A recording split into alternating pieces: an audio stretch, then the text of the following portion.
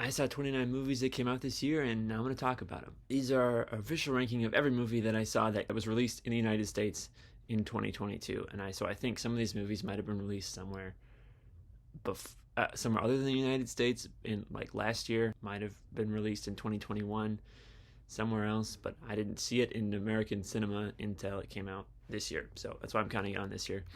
And there's one of these movies on here that hasn't even come out yet, but I saw it this year, and so I'm going to count it, even though it didn't technically get released anywhere at all yet, but I saw it this year, so I'm going to count it in my list. But yeah, 29 movies.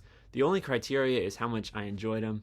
I'm not, except for one movie that I put up really high for technical reasons, but other than that, it's just sheer enjoyment.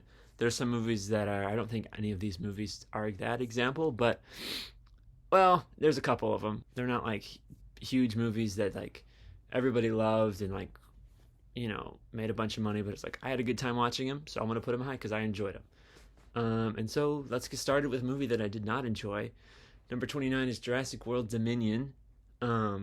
Super boring. I went to a private screener for this movie, which normally those are really cool. It makes you feel like you're someone. You get to see these movies privately. But this watching this movie in that theater, it just kind of sucked all the enjoyment out of the room. Personally, I did like Fallen Kingdom. I did like Jurassic World. They're not like great movies, but I had a good time watching them, especially Fallen Kingdom. Had some nice scary moments. They're running around the mansion and stuff. That's cool. But this movie had none of that. The end of the last movie promised something that was awesome, but this movie did not deliver on that at all. It barely even addressed it, in fact. So, yeah, this is a really boring movie, and it's the worst one in the entire franchise. This is a movie that I saw in a lot of people's top 10s of the year, actually, but I did not have that experience at all, and that is number 28, Violent Night. I did not like this movie at all, and it might have something to do with, like, I'm just really done with action movies.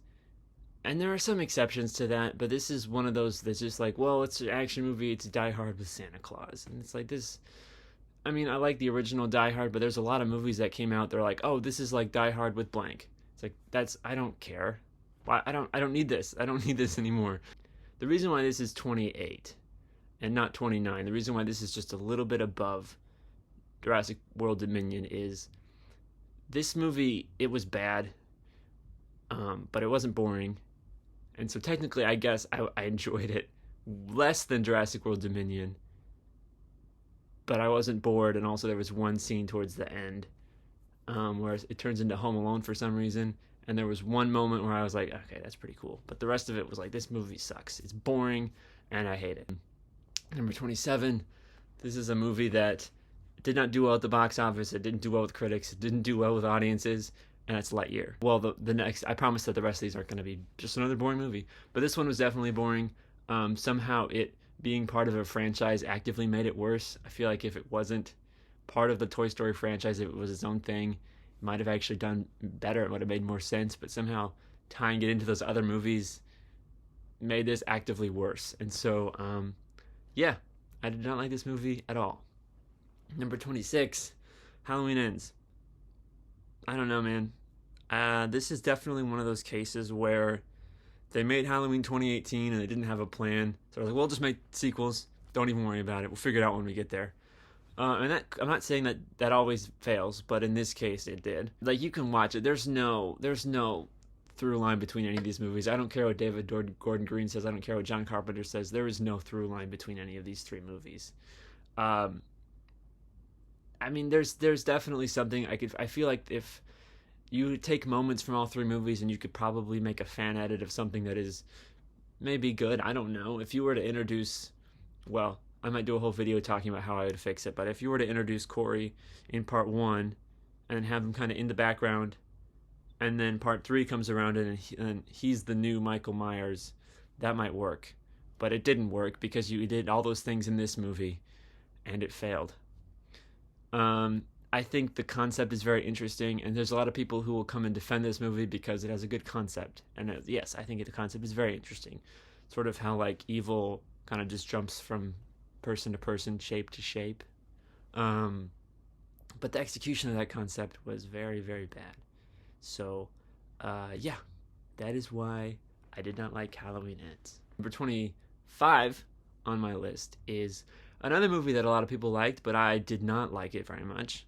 It was Bodies, Bodies, Bodies. Generally speaking, I like satire. I like movies that make fun of things. I like to joke about a lot of things, and so I feel like, satire is great. I love satire. Uh, but this movie is satirizing an entire generation of people, and I don't really get it. I think is the best way to describe it, because there's a lot of people that, oh, this movie's great. I watched it, really didn't like it, so I think I'm missing something. Yeah, and it does. There's the twist ending that reminds me a lot of a twist ending. Well, I'm not going to describe it, but I did not like the ending of this movie especially. That was the last nail in the coffin. Where I'm like, this movie, I'm not a fan of this movie. I hate it. There was some good stuff in here, but it overall not really for me. Number 24. This was another private screening, but there was only about 7 people there, and that's Paws of Fury. So apparently this is a remake of Blazing Saddles. I did not know that, and I feel like this movie would have done a lot better if that was more open. Be like, hey, this is a remake of this movie that you like. You should come see it. Aladdin made $1 billion. Lion King made $1 billion. Why can't this make $1 billion? If they were more out front with what it was, I had no idea what it was. It was not as bad as I thought it would be, but it wasn't very good either. Yeah, I don't have a whole lot to say about this. This is just a strange movie. When I was watching it, I thought I enjoyed it because I had such low expectations, but looking back, it's just not a very good movie. Number 23, this is one that I was really looking forward to. Because I'm a big fan of this character specifically, but they butchered it. And that is Thor Love and Thunder. I'm a big fan of Taika Waititi. Thor Ragnarok was good. Not his best work, but I enjoyed it. I'm a big fan of Thor, not necessarily MCU Thor. Comics Thor is great. I don't understand why they can't just do that in the movies, but that's the problem. There's a Thor problem going on, and I don't know what's going on, but they just can't seem to get Thor right. So I was like, yeah, this is cool. We're doing Thor again. This is bad. It thinks it's satire. It thinks it's really doing something, but it is not doing anything. It is just really, really dumb and cheesy and just like... Post Endgame MCU, they're experimenting with different things. They're doing different things, and with Doctor Strange, we're doing horror. With Eternals, we're doing like artsy, I guess. With this, we're like, well, we'll just lean into the comedy more. Bad idea. Don't do that. I hope they don't ever make this mistake again. I heard that Taika Waititi isn't coming back, and I mean, I loved Jojo Rabbit, thought that movie was great, but don't ever do this again. I feel like he was just kind of doing it for the paycheck, because it's just goofy nonsense continually forever. There were a couple moments I enjoyed. Gore was cool. The final battle doesn't make any sense, but I really liked it. I thought it was cool. But it's not a good movie. It's kind of like The Boys, but from the opposite perspective. So the boys are like, we're going to kill these superheroes because they're bad. And this Thor is the opposite of that. Gore the God Butcher is like, I'm going to kill these gods because they're bad. And Thor's like, I'm a god and you're not going to kill me. So it's kind of the opposite of The Boys. I don't know if that makes any sense. It's not very good. I don't know if you could have that concept and be good, in my opinion. Because it's infinitely less interesting than the other way around. But, that's me. Number 22 is another one I was looking forward to, but I don't think as much as Thor. It's kind of like, oh, that could be cool. 22 is Mr. Harrigan's Phone. It was a Netflix exclusive adaptation of the 2020 novella released by Stephen King. I read it when it came out, and I remember really, really liking it. And this is just a snooze fest all the way through. I didn't hate it, but it's kind of like, yeah, whatever. I kind of liked it, but it was just really boring. There were some engaging parts, but I don't know. There's something that was... it falls in under one of those strange adaptations where, like, yeah, you got the story right, but you're missing the whole point of the story. It's just it's essentially this equivalent of going onto YouTube and watching like a story recap where they just tell you the events of the story without any of the heart or the spirit of it. They're just retelling it to you, almost like you're reading a Wikipedia page of it. Like, yeah, that's the story, but you're missing the entire point. So, number 21, this is the first. Well, okay, Mr. Harrigan's Phone was a Netflix exclusive, but this is the first and maybe the only. I think so. Yeah, this is a Hallmark movie that came out this year. My Southern Family Christmas. The reason why this is on this list, the reason why I watched this movie at all, was because it has Bruce Campbell in it. And if you remember my last year's ranking, I saw a Bruce Campbell Christmas movie, Hallmark Christmas movie, called One December Night. That movie was actually pretty good. This movie is not. I mean, it's your basic Hallmark fare, but it's got Bruce Campbell in it, so it's a little bit better than average. So, like, I don't hate that. I don't hate Hallmark. You know, they have a niche. They have their market share cut out, and you know what you're getting yourself into. And so this is kind of that, but it's got Bruce Campbell in it, so, you know, that's fine, I guess. Number 20. Black Adam. Now, this is the example I brought up at the beginning where, like, this is, from a technical perspective, not a very good movie, but I really enjoyed it and had a lot of fun watching it. I cannot remember what it is about. I remember really liking Hawkman, really liking Dr. Fate, and there was some other references where I was like, oh, hey, it's that person. Amanda Waller is in it. Henry Winkler's in it. James Gunn's wife is in it. And obviously Superman's in it, but that doesn't matter anymore because they fired him. So, yeah, there's a fun little thing that's sets up stuff that it's never going to be paid off ever again. So you can kind of watch it and be like, I wonder what it would have, if this movie made $100 billion, what would a Black Adam cinematic universe look like? Very interesting to think about that. I was expecting more from this movie. It took 15 years for this movie to be made. And Black Adam in the comics is a very interesting character. But this is just The Rock being a superhero. If this was any other character, it would have been exactly the same movie. Just a generic Rock superhero movie. That's what it is. Number 19 is the second Stephen King movie that came out this year.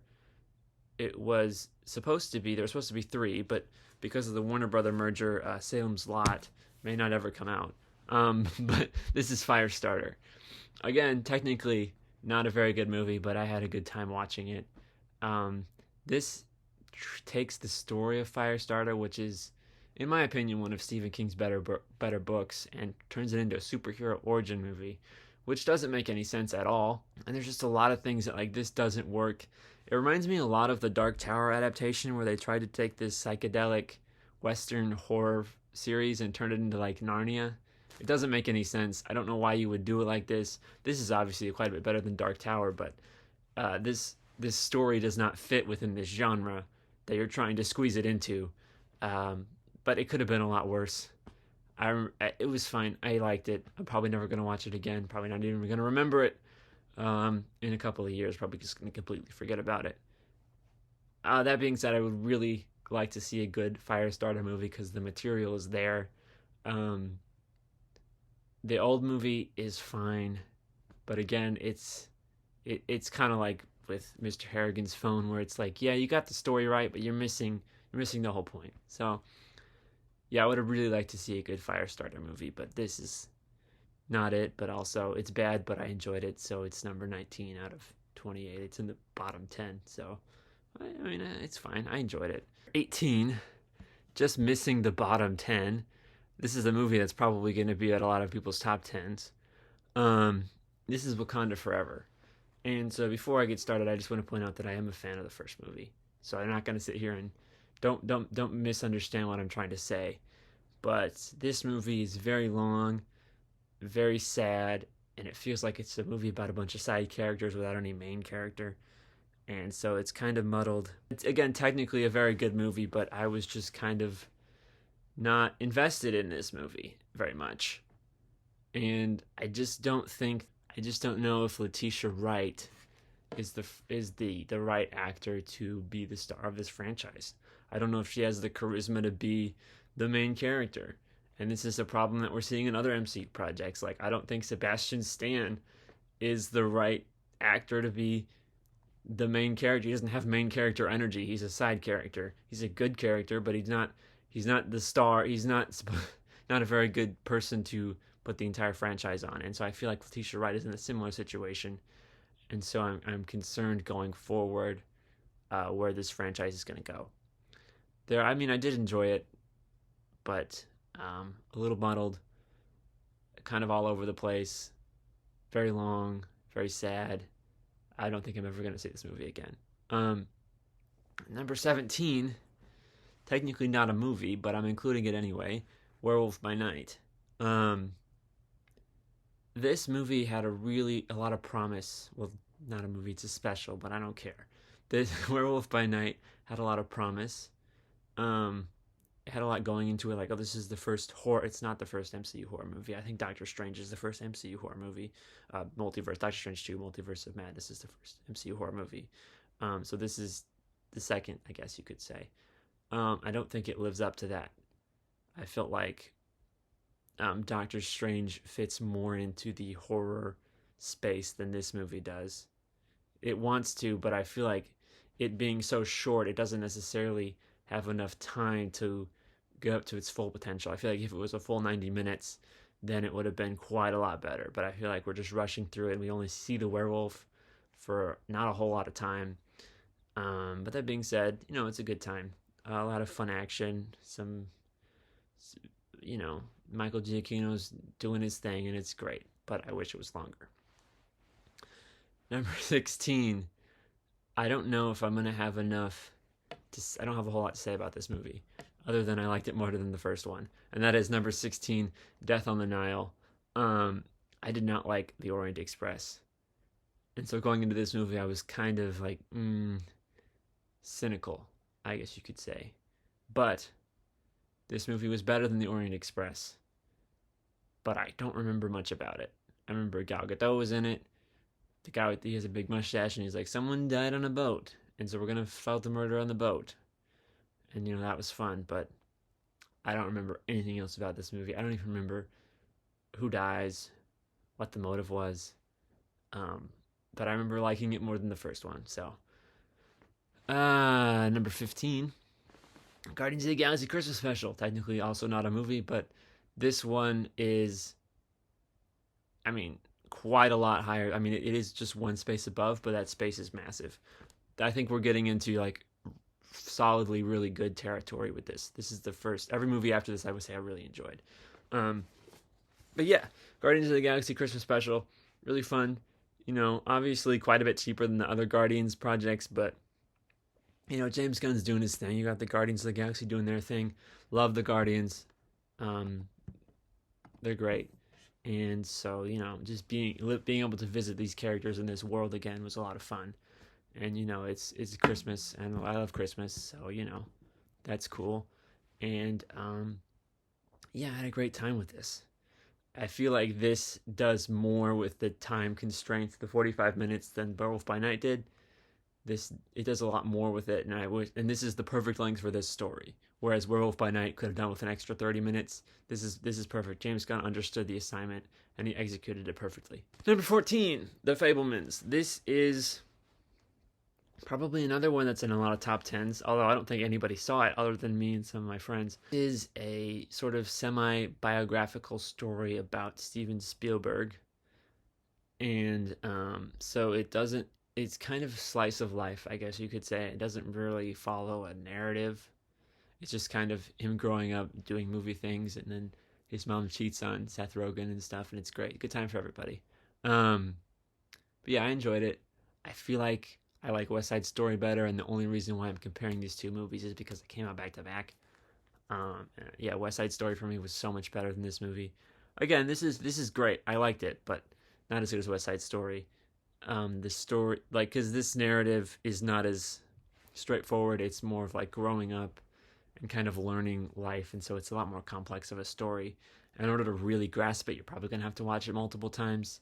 I only saw it once, so, you know. Number 13. A lot of people are calling this movie the horror movie of the year, but there are several ones that I like a lot better than this, and it is Barbarian. Um, this one was kind of controversial in my circle. One of my friends said he really didn't like it, and a couple of my friends were like, "Oh my god, this is the greatest movie of all time." I'm kind of in the middle. I like it. I think on paper I like it more than the execution, I think, is my issue with it. Some good scares. Bill Skarsgård was great in this movie. He's great in everything. But yeah, all the cast is good, and I really like how it. Well, I can't say that, but it does something where like each act is a different, almost a different movie. It's almost like a little anthology movie. Like, but then the three different kind of tie together. It's great. I like it. But I didn't like it as much as a lot of other people did. So, number 14 is what it is. It's number 13 actually, because the next one's number 12. I like this movie more than most people I talk to, because once again, this is another one that a lot of people didn't see. 3,000 Years of Longing. I really like this movie. It's great, just barely not in my top 10. Yeah, it's basically a story about like, it's a movie about love and like storytelling, and it's like I love both of those things, and genies too. Genies are dope. Love genies. And it's like, yeah, this is great. I love this. This is like weird, not quite psychedelic, but almost. And it's, you know, it's great. I loved it. Number 11, Glass Onion. I saw this movie for the second time last night, and it is funnier than I thought it would be. But I think I like this one better than the first one. But I've only seen the first one once, and it was years ago, so I don't quote me on that. I quote me on that. I don't give a fuck. Yeah, no, this is a great cast.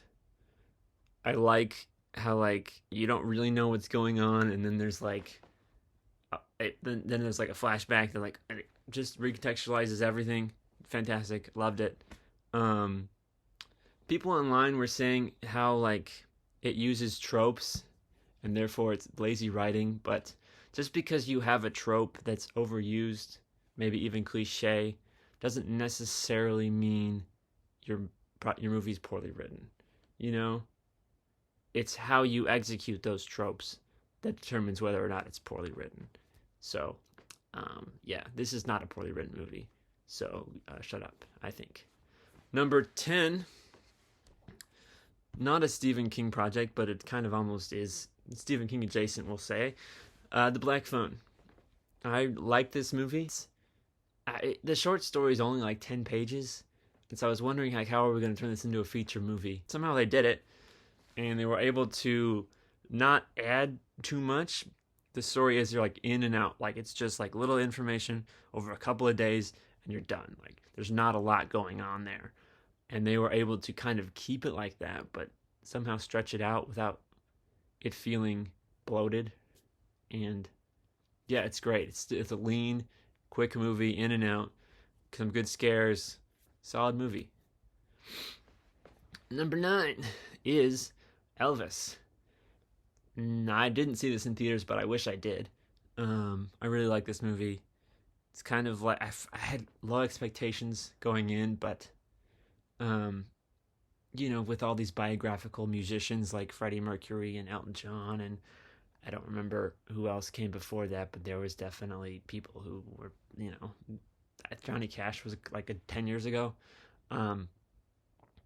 So yeah, I didn't really have a whole lot of expectations about this, but I really liked it. A cautionary tale, really well executed, and just visually just stunning. And I love how it like recaptures the energy and just the vibe of Elvis. You know, great stuff. Number 8, The Batman. I was thinking about this earlier today. How everybody's talking about like, oh, I wish they stopped making Batman movies. People say that, but they don't actually mean it, because everybody loves Batman and everyone will continue to love Batman forever, and that's just the way it is. This is no exception. This is great. If I had one criticism, I would say maybe a little too long, but other than that, solid movie all the way through. I love the Penguin. He's great. Catwoman's great. Other people are great that I can't think of off the top of my head. Everyone's great in this movie. Solid movie all around. they were able to like reimagine these characters while still being true to the source material, and I'm really excited to see where this universe goes. Speaking of universe, number 7, this is the movie that I was talking about that technically didn't come out yet, but I was able to see it at Comic-Con, and that is Carrie and Jess Save the Universe. Yeah, it's just a low budget, absurdist buddy comedy. I don't really even know how to explain it beyond that. And looking at the trailer, you can watch the trailer. It's online, I think. It looks bad, but it's not bad. It's great. I loved it. The only thing I can compare it to is Bill and Ted, but that's not even really similar. This movie is more absurd than that movie, if you can imagine something like that. But yeah, I really liked it, and I can't wait till it gets released and so we can watch it again, because it was a good movie. Number 6, we're getting in the home stretch. Number 6 is Hellraiser. Big fan of the original Hellraiser. Big fan of the book. Clive Barker's The Hellbound Heart. Great book. One of my favorites. All the rest of the movies, not very good. I don't think I've been able to sit through any of them. They're just not very good. So I'm glad that they were finally able to make another good Hellraiser movie, and that somehow is able to capture the spirit of the original story while going in a completely different direction. This is how every remake and reboot should be. Like, they take like the essence of the original story, but they go in a completely new direction. I've never even seen a remake that does it as well as this one does, or doesn't even comes close. They're trying so hard to like just do everything again, but that's not what makes a remake good. You're trying to retell it. You're trying to capture it and do something new with it. That's what you're supposed to do, and this movie does that perfectly. So if you're a fan of the original and you haven't seen this movie, highly recommend it. It's fantastic. If you're a fan of the book, this is, yeah, it's a completely different story than the book, but somehow it captures that Clive Barker spirit, I guess. I don't really know how to describe it. Really cool what they were able to do with this movie. Number 5, Bullet Train. Now, you know how I said I was tired of action movies. I like to think of this more as a comedy. None of the action, really, I don't remember much of the action, but this is without a doubt the funniest movie I've seen all year. This movie was hilarious. I loved it. I loved it. Yeah, it's like at first you're watching it and there's so much going on and you're like, what is this? But then you realize like the absurdity of the situation is what makes it funny. And so like by the end of the movie you're like, oh, okay, this is just craziness and it's funny and I loved it. So again, yeah, great cast. Love Brad Pitt and everything. Brad Pitt's awesome. But yeah, this is the highest non-horror movie on this list. The rest are horror movies. So with that in mind, number 4, it is an understatement to say that Sam Raimi is the love of my life, but somehow it is an overstatement to say that I worship him. So somewhere between soulmate and God is Sam Raimi. And so whatever Sam Raimi does, other than Oz the Great and Powerful, I think I'll love. And so number 4 on this list is Doctor Strange in the Multiverse of Madness. Now people will come and they'll say, well, wait. This movie, it ruins the character of Wanda. I don't care. This movie, it promised cameos and I don't care. I don't care about any of that. He possesses a zombie version of himself and has a demon cape, and he flies over a chasm. God damn it. That's art right there. Okay? That is pure art. And there's nothing else I could add to this. It's just it warms my heart every time I think about it. Number 3 is Scream. Now, before this movie came out, I'd only ever seen the first one, and so that weekend I binged all of them, and then I saw this one, and after that I can say Scream is probably one of my favorite movie franchises. I love Scream. It's great. is one of the better ones, surprisingly. 5 movies in and we're still pumping out bangers. It's great. I was a little concerned about it because we have a new writer, new directors. So I was like, how is this going to work? Are we going to keep up with the meta narrative, or are we going to do something else? No, this is the most meta of all the Scream movies. I loved it. And I love how they address toxic fandom. I was like, we need a movie. This is 2022. We need a movie that talks about fandom. This is that movie, and it does it really, really well. So, yeah, number 3 is Scream. Number 2, and technically the movie I enjoyed most, but the number 1 is a special movie that has to be number 1. Number 2 is Smile. I was not expecting to enjoy this movie as much as I did. The trailers looked like it was just some kind of dumb, schlocky, truth or dare type thing, but that's not this at all. This is like, honestly, I'm surprised this movie was released in theaters. This is a first-time director who's just kind of like, who made this weird experimental horror movie that does weird stuff with the camera, weird stuff with the sound design, and it made a ton of money at the box office. Like, that doesn't happen anymore. What's going on? Great movie. I'm really happy that everyone saw this movie and it did as well as it did, because we need more movies like this. At number 1, I have to put this at number 1, even though I think that I enjoyed Smile better. I have to put this movie at number 1 because all the thought that went into this movie and all the technical aspects that are just mind-blowing, can't even wrap my mind around. There's so many little things that we'll be watching this movie in like 20 years and we'll still be pulling out new things. And that is Nope. I the first time I saw it, I don't think I liked it. But then I saw it again and I was thinking about it and like, this is an incredible piece of filmmaking, and I'm really impressed with Jordan Peele. This is my first Jordan Peele film. That's my bad. I probably need to go back and watch the other ones. But this was great. Loved it. I didn't even really know what to expect going in because it was my first Jordan Peele movie. But it was great. Not a conventional horror movie. Some people say it's not a horror movie altogether, but you're wrong and you're stupid. It is a horror movie. So, but yeah, probably the best movie of the year. Maybe one of the best movies of the decade. It's still pretty early, but we'll see how it goes. So that was my ranking of all 29 movies, all 29 movies I saw this year. If you disagree, you're wrong, but leave your opinion in the comments below, and make sure to like and subscribe, and I will see you next time. Peace out.